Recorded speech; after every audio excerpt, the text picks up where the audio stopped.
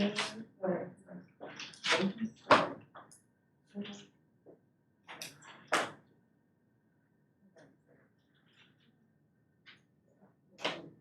right, we've got some of you have lab today. There's some presentations, final presentations. I said last week, earlier this week, that we could possibly have the exam next week. We won't. We're going to go for the following week. Whether we do it like Monday, Tuesday, or like Tuesday, Wednesday, that's up in the air. It just kind of depends on how we go through this one and then the tissue dwellers. Because I want to get through all of the tissue dwellers, which includes Tricunculus, Wuchereria, Onchocerca, and Dirophilaria. And Onchocerca and Dirophilaria, we have specimens, or at least slides of those parasites in the lab.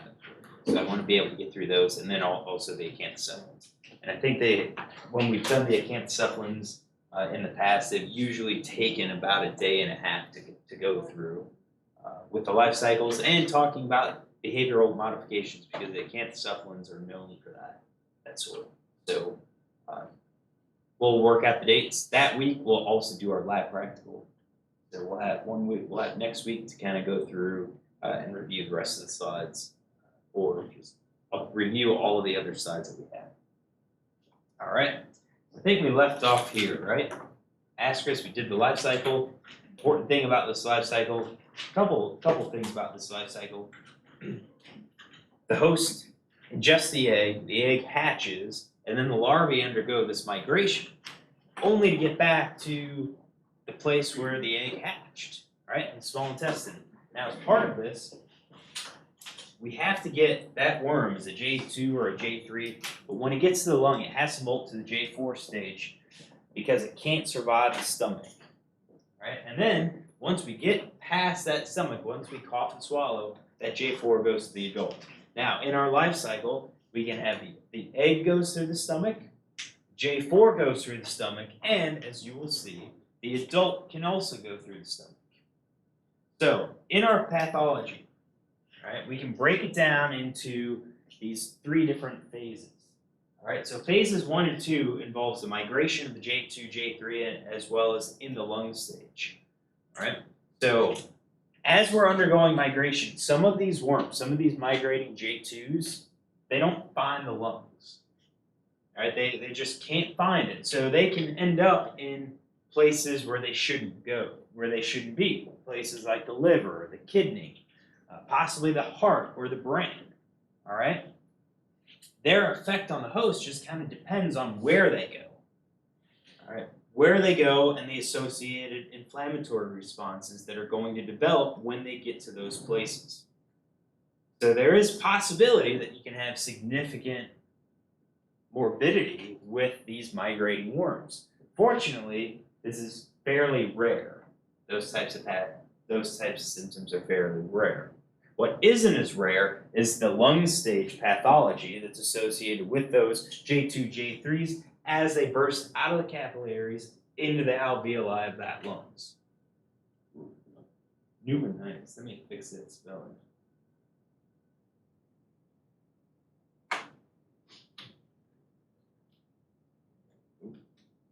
Asterisk Pneumonitis. So, at each site, we have a small drop of blood that forms. And typically, when you ingest an egg, you're not just ingesting one egg, you're ingesting multiple eggs. All right, multiple infective stages. So you're going to produce, or you're going to have quite a few worms all coming into the lungs all at the same time. Now, if they all happen simultaneously and there's this heavy infection, you can develop what is called Ascaris Pneumonitis, which is kind of like a pneumonia due to Ascaris. Inflammation of the lungs, pneumonitis, caused by the worm. And what's happening, it's not just the blood, but the blood is going to initiate fluid infiltration. Not just fluid, but cellular infiltration. Right, so as your immune system's trying to clear those out, which can ultimately clog the air spaces, and that leads to difficulty breathing. it's really in this lung stage, it's about difficulty breathing. Start coughing, start feeling like you're out of breath because all that fluid is blocking oxygen uptake.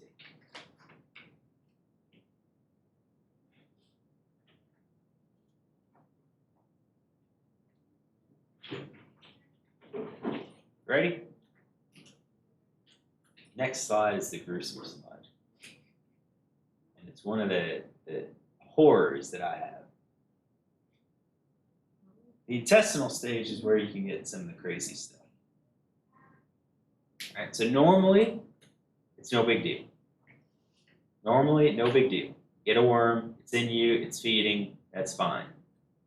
But it's the situations where you have a very heavy infection or an extremely light infection where you can get some of the most horrifying, or in my opinion, some of the most horrifying situations. All right? So just in general, the worms are going to be feeding on your gut, or feeding on the gut contents, and they're going to take some of the food away from you. So you may suffer some malnutrition. For us, probably not. We typically get more than enough. But some of those individuals, some of us, will exhibit some allergic reactions to them. All right, so kind of think about allergies, just persistent allergies. It's these heavy infections, though, where you get a lot of worms, there you can see intestinal blockage. And we've got an image here. Opened up intestine. All of these worms are in there and cause blockage. You can't move food through the gut. So then you start having massive abdominal pain and cramping. So much so that it's basically crippling to you.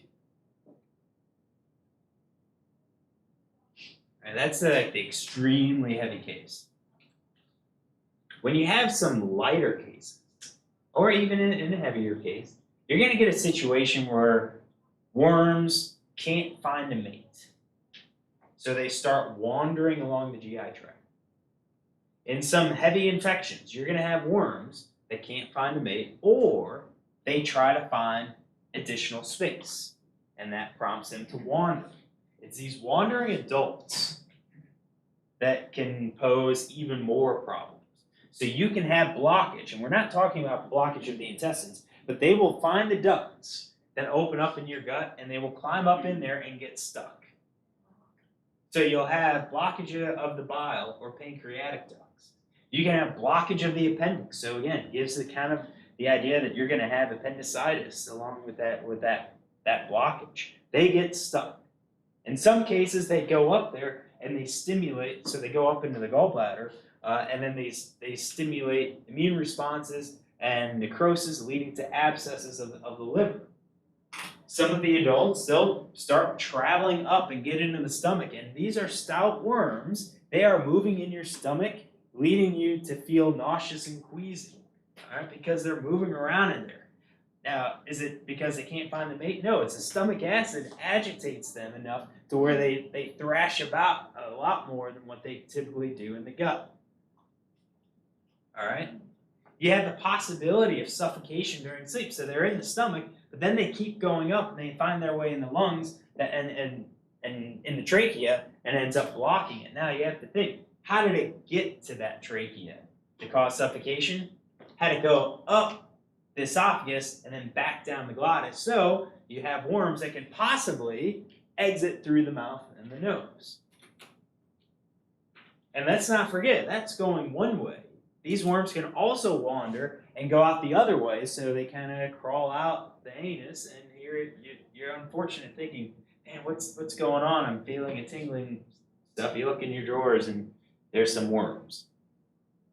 I consider some of this stuff just absolutely gruesome. I can't imagine looking in a mirror or feeling like sick and queasy and start hacking and coughing, and then all of a sudden this worm comes out like that and starts thrashing around. I mean, these aren't tiny worms. They're big and stout worms.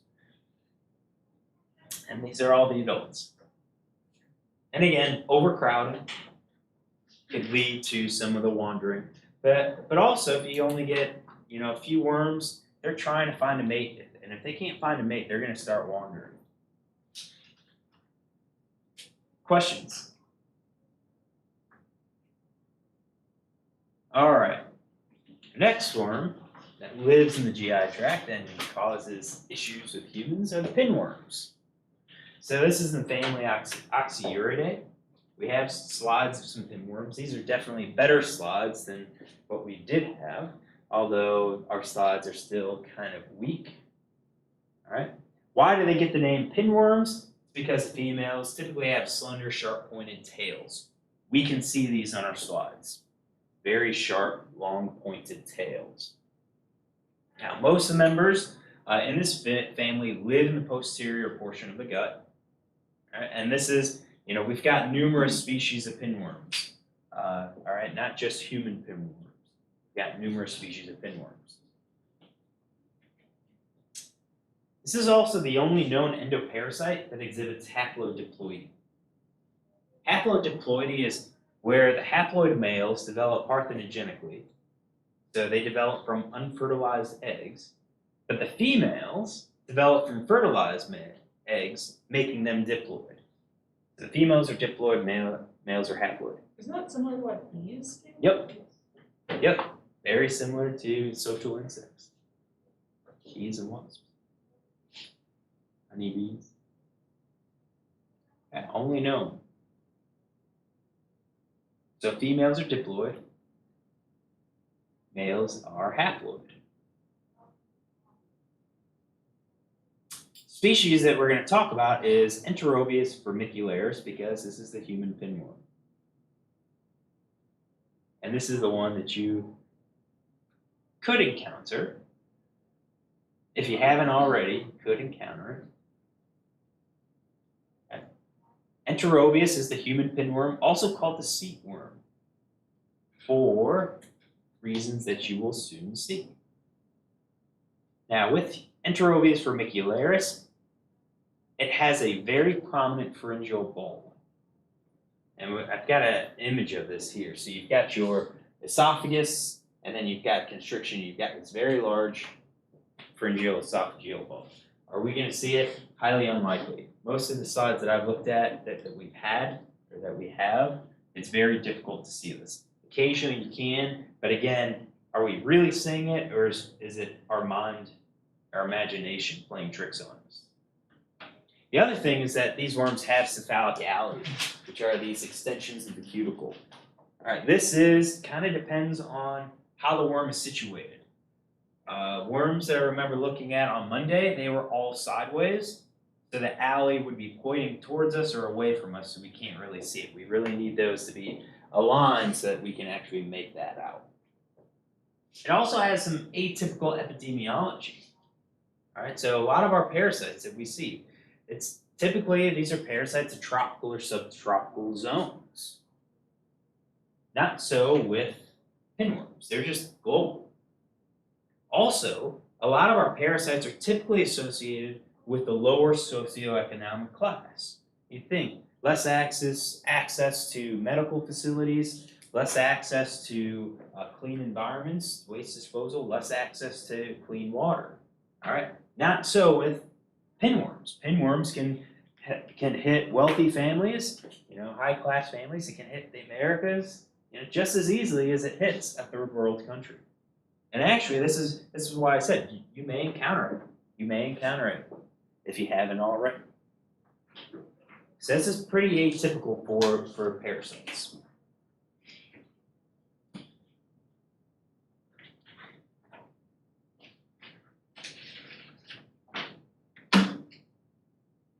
Is ready? All right, life cycle. Get this ready.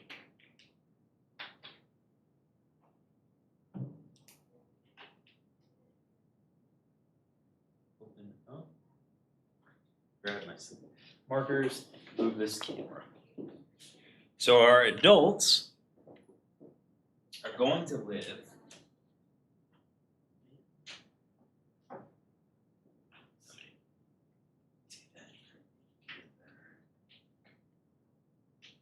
all right, start writing.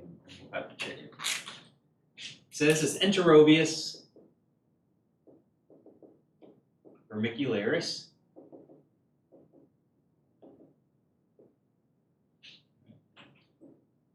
We're going to start with our adult worm. Covered. Nope. Move this up a little bit.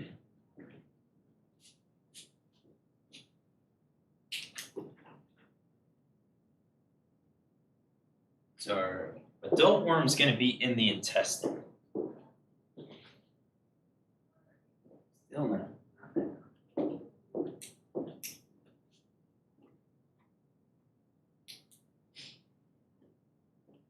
There we are. All right. So we're going to be in the intestine, where our adults wander.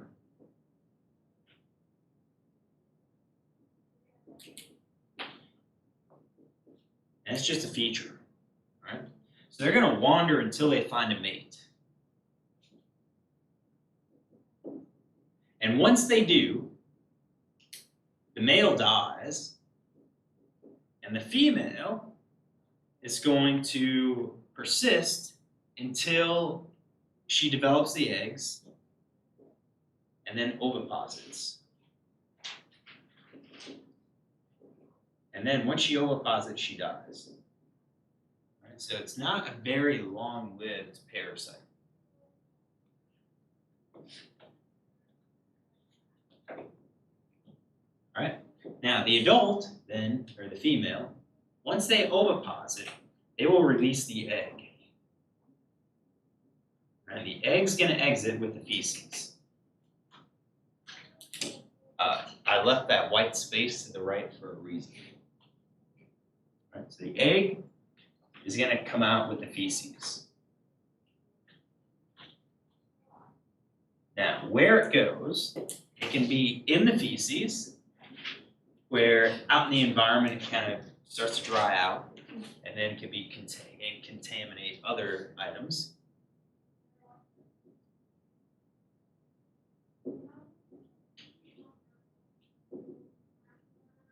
Or you can have the host that does not do a good job of cleaning,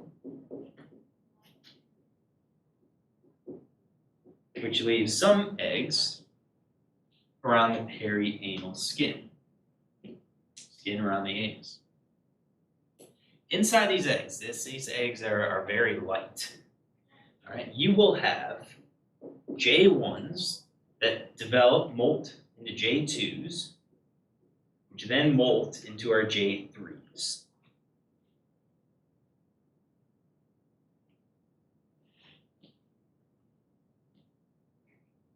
All right. Which one? No, I figured it out, sorry. All right.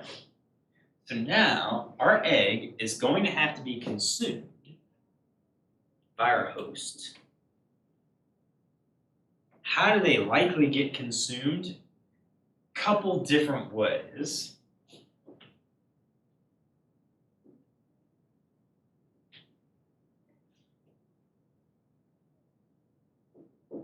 They can be caught in fingernails from the classic butt scratching maneuver. Right? Think kids, just it makes it easier. All right? Makes it easier to think about it. All right, so scratch, they get it under their fingernails, and then they stick their hands in their mouth. Classic kids. So they accidentally consume it. There's another aspect of this, and that is our eggs are light as air. Or, I'm sorry, light as dust. So you can actually accidentally ingest the eggs when you breathe. So it gets caught up in, let's say, your nose, your mucus, you swallow that, or you inhale it, and your lung cilia, trachea moves it up to the glottis, and you cough and swallow. So those are both ways in which we accidentally consume this egg that contains a J3. Now, from the J3s, we are in the intestine. All right, we are in the intestine. Once we get there, we will have our molt to the J4, and then molt again to our adult stage. All right, so far, pretty simple life cycle. But that's not all. All right? Because sometimes this adult, these females, they're wandering about. And the female, after she mates, is looking for a spot to drop the eggs. And sometimes we will have exit of our female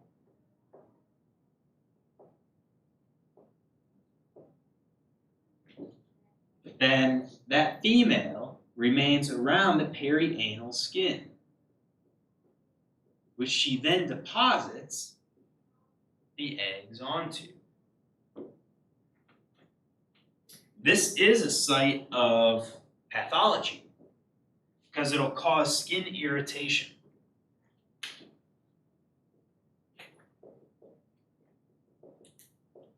What happens when you get skin irritation? What do you tend to do? Tend to scratch. All right? And it's these eggs, I mean, they're stuck on the perianal skin, where they might get lifted by dust. They're lifted like dust up in the air, and then you can accidentally ingest them. One more aspect to this. Sometimes these eggs, when they are stuck to the skin, they will actually hatch.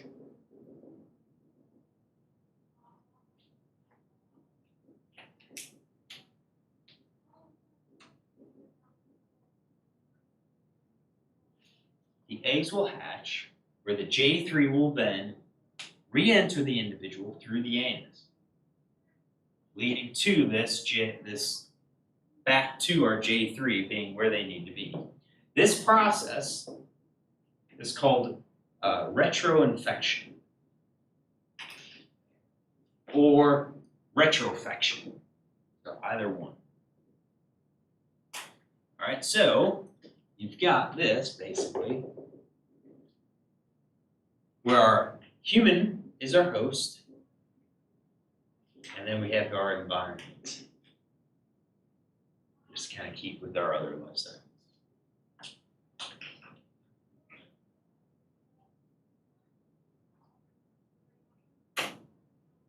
Does the egg ever hatch inside the intestines? No, it doesn't.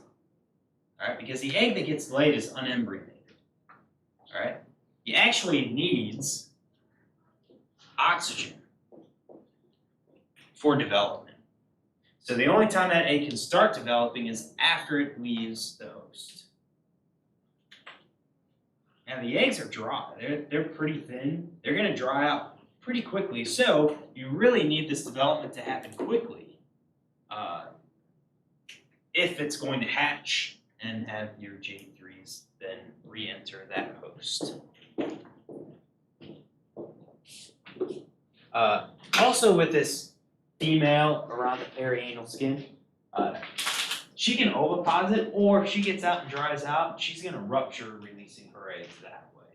So 2 different ways to get that egg onto the skin.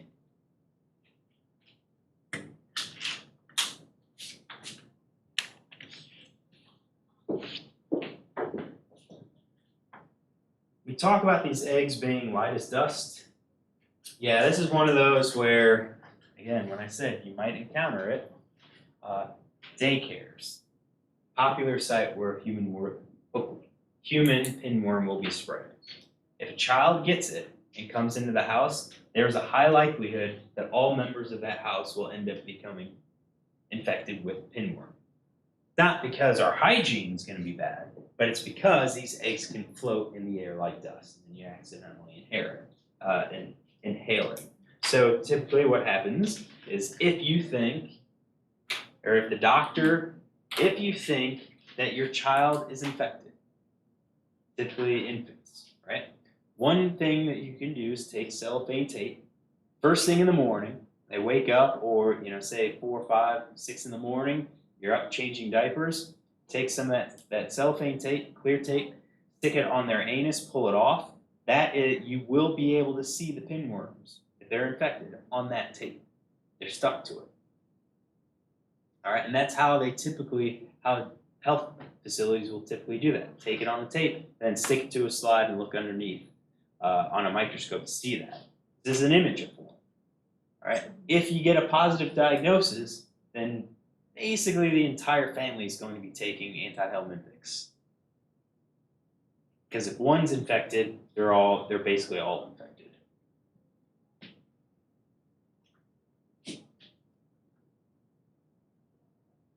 This. All right. So single infected individual can contaminate an entire home, or a school, or a daycare.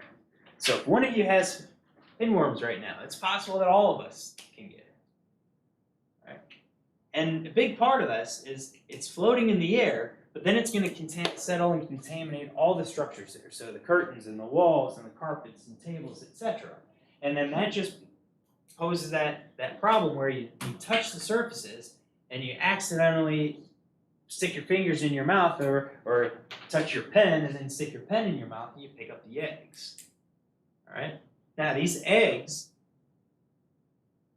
are very resistant to disinfectants, but they are susceptible to desiccation.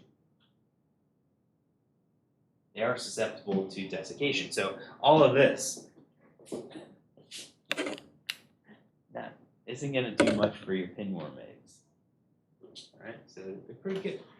So in a moist environment, humid airs, those eggs can survive for about a week. But in the drier environments, kind of like what we experience, it's only going to live for about a day or so. Now, again, different parts of the year, different times of the year for us is more humid than others. Those times where you can have it, where those eggs can survive a little bit longer. In terms of infection, routes of infection, the most common route is basically ingestion of the eggs with contaminated fingers. So you stick contaminated objects or contaminated fingers into your mouth. So that includes like bedding and towels and so forth. So again, if you get it in the house, I don't know if any of you have ever experienced with head lice. Man, you get head lice, you've got to go and like wash everything. You've got to dry it on like wash in hot water, dry on hot water. Same thing applies to pinworm. Or you just move out for like a week and a half and eventually the eggs will desiccate. So that's the most common route of infection. The alternative routes of infection is that inhalation and you swallow the eggs, or even possibly picking your nose and then you eat those boogers. Right? Again, it's pretty gross. And is the worm coming up into your nose? No, it's your nose caught the eggs and then you're picking it out. And, gross. So pinworms are also another example, just like the hookworms, where Caucasians seem to be more susceptible than other races. Not sure why. All right. Probably something with genetics, probably something with immune responses that pick it up, but Caucasians tend to be more susceptible.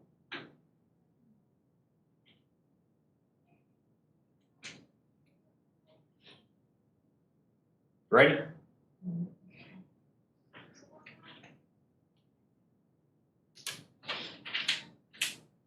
I like that picture. It's just like sums it up perfectly.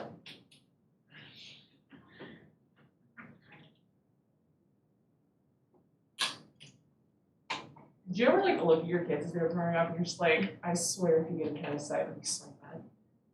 It's a possibility. Possibility. We didn't encounter pinworms. Kids never really went to a full daycare. They were always at home. I got a small had a grandmother that kept 2 or 3 children at her house, and then another lady that had all hers and her kids. But definitely common. We did go through the head lice thing, which is ridiculous. All right, pathology. Could be pinworm infection or enterobiasis. That's our disease name. All right, 1/3 of infections are asymptomatic. Wouldn't know. All right. If you do get some symptoms, it's typically caused by damage of the worms themselves. Jeez, man, I gotta fix that. Hell, I was working, trying to get this out, running out of time.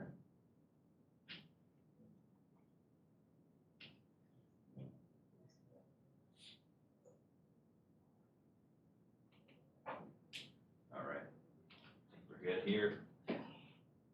All right, so these worms are feeding in the gut. They will attach with their buccal capsules. Buccal capsules are small, all right, but they can attach to help feed. So as they move along the gut, they can cause minor ulcerations, minor cuts as they're feeding that could lead to secondary bacterial infection. Also, when those females leave that anus, they do cause irritation, skin irritation, leading to scratching. All right, so if you scratch, then you could cut yourself and again expose yourself to secondary infections. And Hope asked about, do I look at bad kids? No, but when you see the dogs and the cats, like I don't know, I have cats, so they like sit on their butt and they like move their butt along the ground. After I had parasitology, I thought of pinworms all the time. I thought of pinworms all the time. The cats don't really let you look at them very closely. So this is all, again, secondary infections is typically the cause. Symptoms, now this is kind of interesting. Nervousness, restlessness, irritability, loss of appetite, nightmares, insomnia, bedwetting, grinding of the teeth, perianal pain, nausea, vomiting.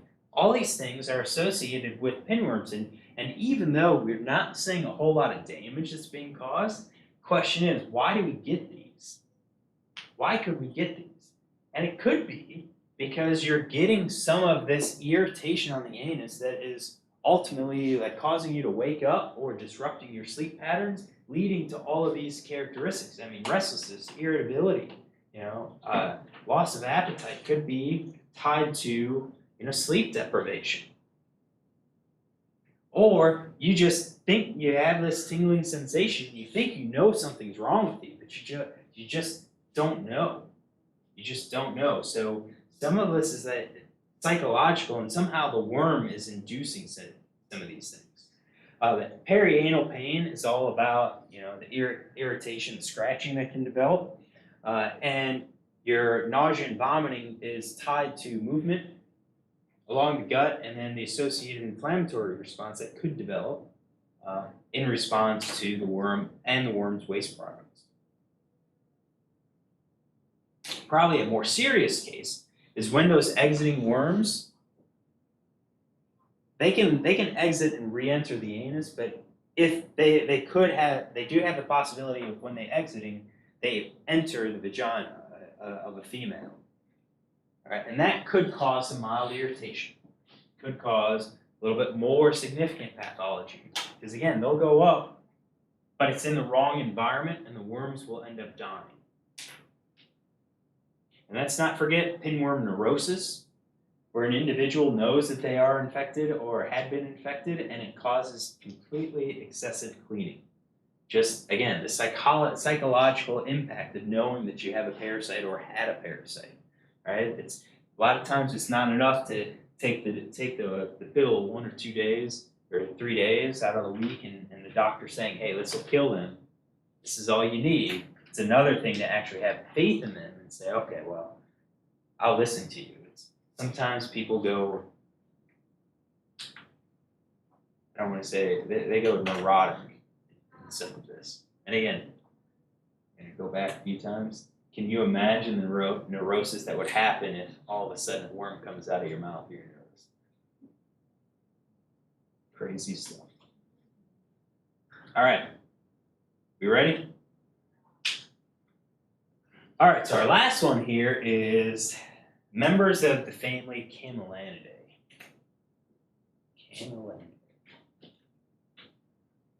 These individuals have conspicuous phasmids with broad cavities and prominent pores.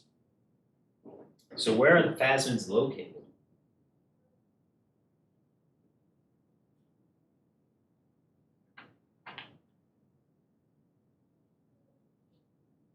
Where do we find phasmids? Posterior. Yeah, posterior on the tail. So our worms, you can see these caudal papillae. Phasmids, I'm gonna say on other scopes you would be able to see them. All right. Also, these members have a buccal capsule that consists of a pair of large bilateral sclerotized valves.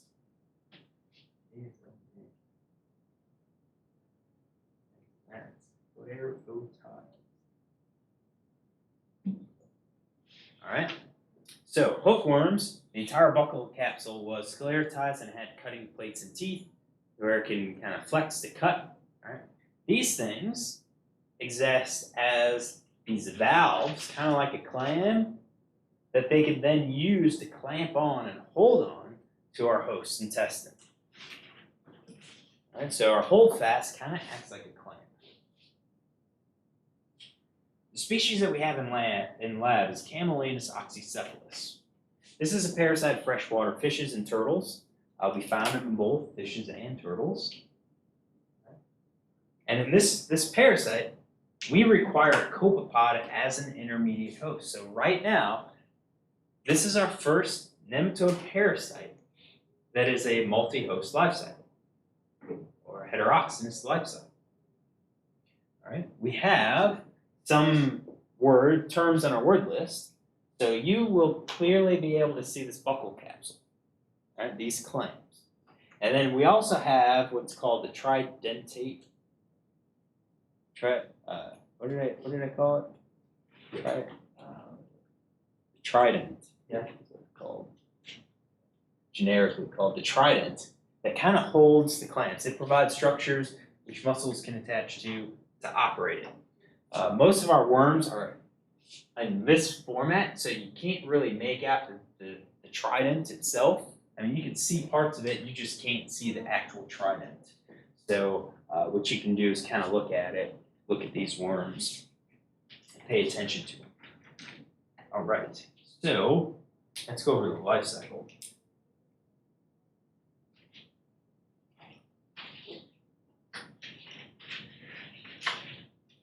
Our life cycle of Camallanus oxycephalus.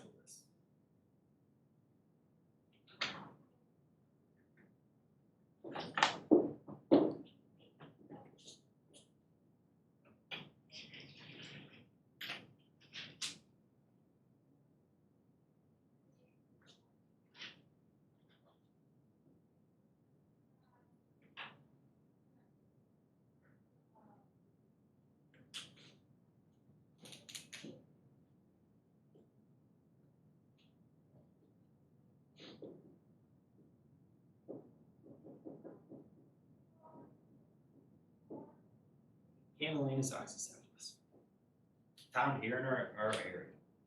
All right, so these adults are going to be found in the rectum. Rectum, large intestine.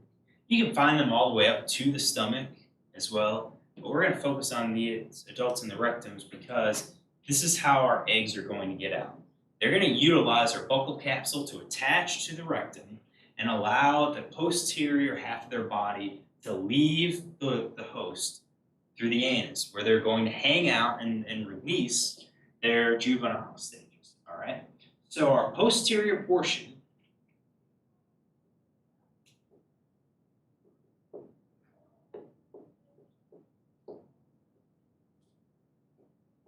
hangs out of the host.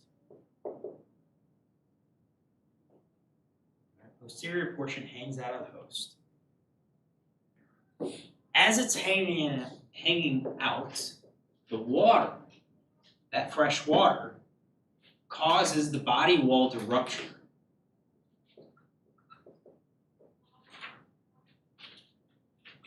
Right, so the body wall ruptures.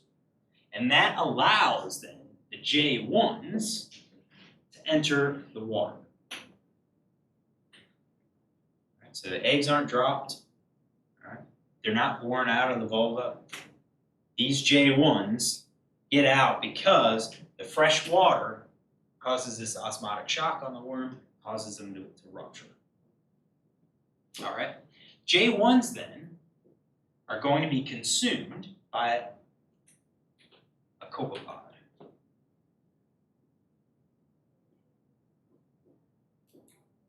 Consumed by a copepod.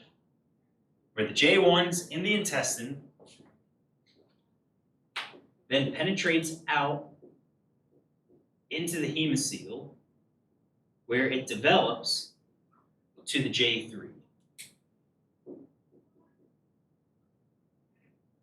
Hold on. Crud. Didn't move the camera. Someone's probably over there. Whoa, I can't see it. Sorry.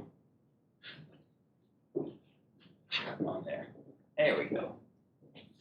That's better. So J3s are in the hemocoel. Alright. Now, our copepod is going to be consumed by our fish.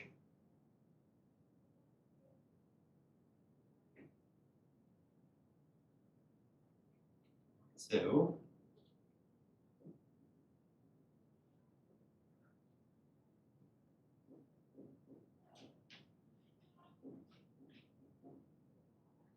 water or fish is going to be consumed where our J3 now is in the intestine. Bolts to the J4 stage in the intestine, which then molts into our adult stage. And the adults, along this time, they're going to be developing, moving along the gut. And so I said, sometimes you'll find them in the small intestine. Occasionally, you'll find them in the stomach. I have a question whether or not you'll actually see them in the stomach, if they're surviving or if that's, they move there after we've killed the host. All right? Seems simple, right? Now, fish that we're talking about, common ones, perch, like real perch, for those of you that call everything perch, real perch, sunfish, bass, and crappie. All right. Starfish. There's a lot of other fish out there, right? Well, copepod can be consumed by some of these other fish. All right, so what we're going to say is these are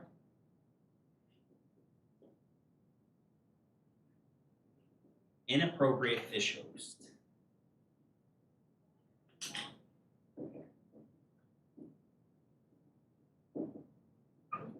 Because if you think about it, these copepods are microscopic. They're zooplankton. Right? Perch and sunfish, after they reach certain size, are no longer feeding on these copepods. Yet we still find them infected. So the question is, how do they get infected? Well, this copepod could be consumed by another fish, an inappropriate fish host. Common one that's mentioned is shad, and we have a lot of shad in Nazareth. Right, so a small shad gets it, consumes the copepod. The J3 is in the intestine.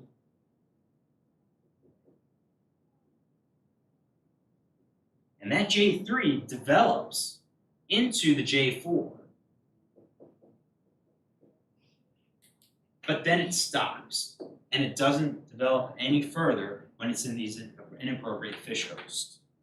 In order to develop, this fish host then has to be consumed by one of our more appropriate fish hosts. Now this has been demonstrated in the lab. All right, it's been demonstrated out in the field where you can find these J3s, J4s in the shad, in some of these other minnow species. But you can't find the adults. You only end up finding the adults here. You also find J3s, J4s in these guys, all right? Which then led to people doing the experimental infections that said, okay, this looks like this host, these inappropriate fish hosts, are acting both kind of as an intermediate host and as a paratenic host. Write that down.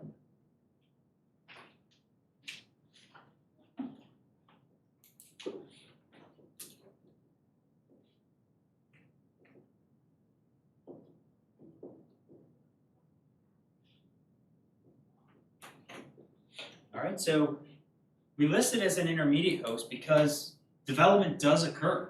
It will grow and molt into the J4. All right, but that's it. It only goes up to the J4, then it persists until it reaches its lifespan. It's the paratenic host because we can't get to that final stage, and in fact, it's this host that transfers the worm from our copepod up to the appropriate fish host, up to the larger fish host. So in a way, this host, these minnow species, these shad, are serving both as an intermediate host and as a paratenic host. And that's what I put up here on the PowerPoint, just to kind of draw that point, because you typically don't see that. You don't see that in other parasite species. All right, so life cycle, if you're curious, Stromberg and Kreitz, 1974, ASU has access to it. You can easily do a search and pull the PDF. And this is where they talk about the shad. And we have a very healthy shad population in Nasworthy, which is probably why a lot of these fish have Camallanus.